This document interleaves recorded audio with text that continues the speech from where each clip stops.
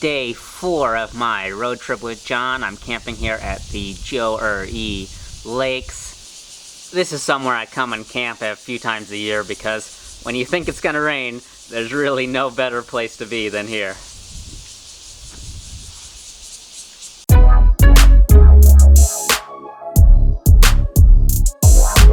The 921 lakes were these 2 lakes that formed in the big Gigi earthquake in 1999. This was a really tragic event, and a memorial was built here in memory of the victims. Since then, they did all these things to stabilize the lake. They put hundreds of dams in the river, and they built up this entire area in a way that'll keep the lake stable and prevent them from landsliding.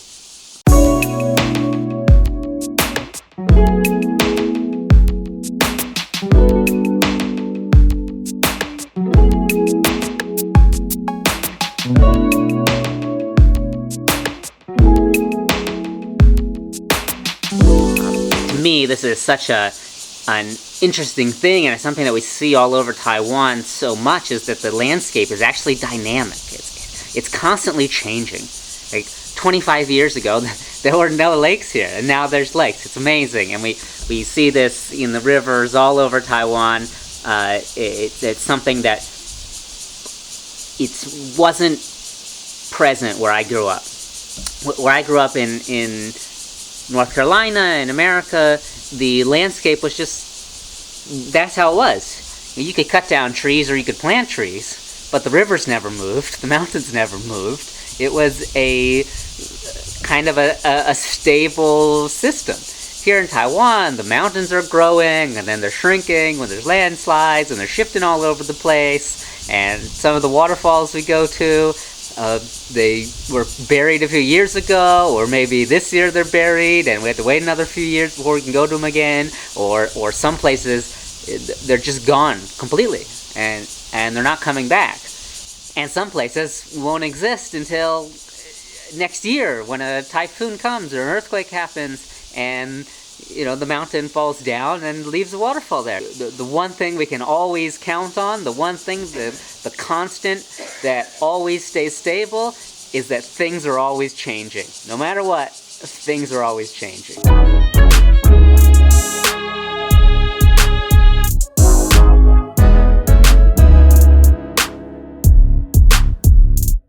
Nature isn't the only thing that's changing. We also change the way we interact with nature. For example, a few years ago, put up these signs saying that there should be no swimming in these lakes. Shortly after these lakes were formed, there was a tragic accident and a few people drowned. So the response to that, of course, was to put up a sign there to ban swimming and fishing. I think this kind of response is a bit irresponsible. It doesn't really address the problem, and also it doesn't really benefit anyone. It just prevents recreational swimmers from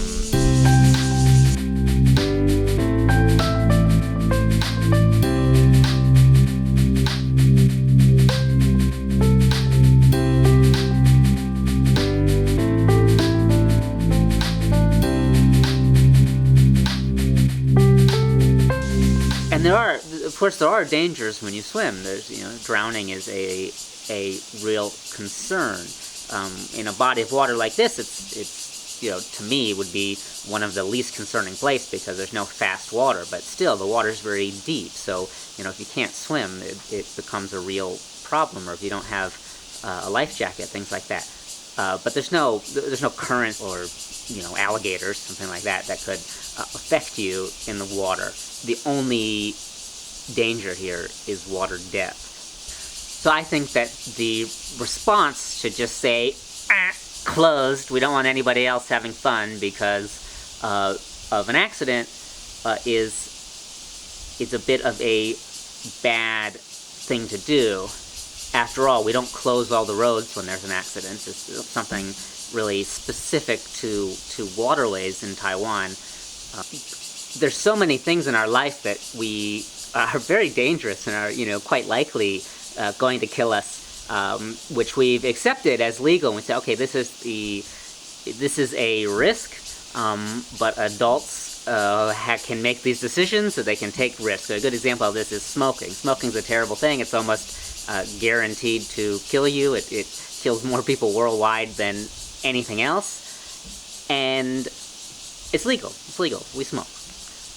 Car accidents are also a major source of injury, something like 60,000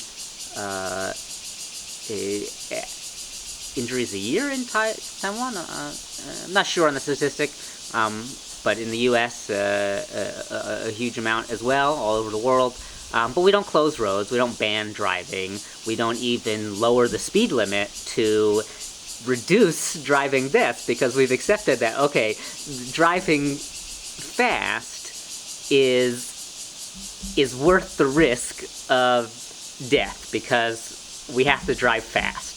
Even though driving is dangerous, we've accepted that, and we accept that risk, and we say, okay, this is something that's dangerous, but it's still something that we want to do. Swimming, on the other hand, no, just ban the place, close it. It's not, adults shouldn't be able to come here and swim because swimming's dangerous. Oh yeah, you can drive here, no problem, and you can crash and die on the way, but that's fine. But just, don't go in the water. The list goes on and on. Sitting down is one of the most dangerous things we can do, but we do it 8 hours a day. And heart disease and other complications related to lack of exercise are the second biggest death worldwide, and also second in Taiwan. But still, we've accepted that sitting 8 hours a day in an office is a safe thing to do, whereas going out and swimming in a lake is dangerous. And air pollution is the biggest source of death worldwide right now. It causes cancers and other complications, respiratory problems. It's very, very dangerous, and it's something that people are exposed to without really their choice. And our factories and our cars are putting out all sorts of pollution, which is very harmful to us and very harmful to the environment. And we sort of accepted that, okay, our economy is worth more than our health. So we know air pollution is dangerous, and we know these other environmental pollutants are dangerous. These are very measurable, improvable things. However, there are certain limits which we accept. We say, okay, as long as the car is producing this amount of pollution, which is, obviously still harmful, it's enough that we don't mind.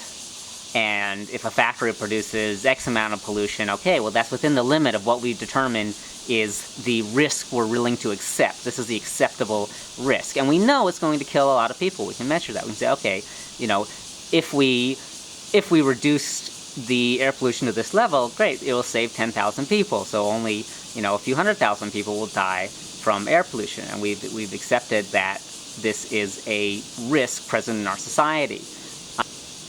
But not swimming. Swimming carries this kind of special place in the heart and mind of the law, where if an accident happens, it's banned.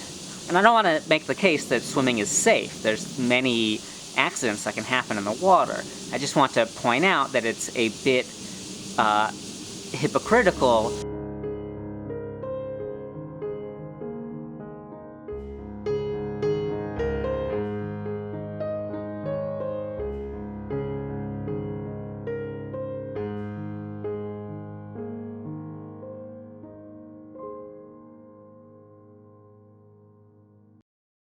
Thanks for listening to me rant, everybody. I needed to get that out.